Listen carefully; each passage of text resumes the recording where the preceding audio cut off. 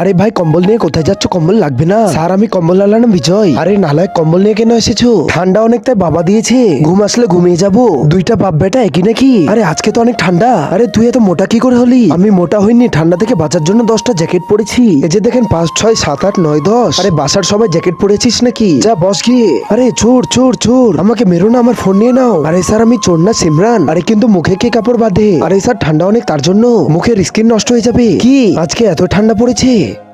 আরে ভূত। আরে স্যার ভূত না আমি। আরে স্যার সর্দি লেগেছে তার জন্য। আরে নালায়ক আমার উপর হাঁচি দিল, দূরে সর। জানি না তোমাদের এত ঠান্ডা কি করে লাগছে, আমার তো ঠান্ডা লাগছে না। তাহলে আপনি টুপি কেন পরেছেন? এই নাও খুলে দিলাম। আরে জ্যাকেট, এই নাও জ্যাকেট খুলে দিলাম। আরে মোজা, এই নাও মোজাও খুলে দিলাম। স্যার আমরা যদি আপনার উপর ঠান্ডা পানি ঢালি তো? ঢালো। আর ওর ভিতরে যদি বরফ দিত? হ্যাঁ হ্যাঁ, কিছু হবে না, ঢালো। তার আগে তুমিও যদি চাও তোমার মা 100 বছর বেঁচে থাকুক, তাহলে এই ভিডিওটিতে একটি লাইক দিয়ে চ্যানেলটি সাবস্ক্রাইব করে দাও। আর হ্যাঁ, লাইক সাবস্ক্রাইব তারাই করবে যারা মাকে মন থেকে ভালোবাসে।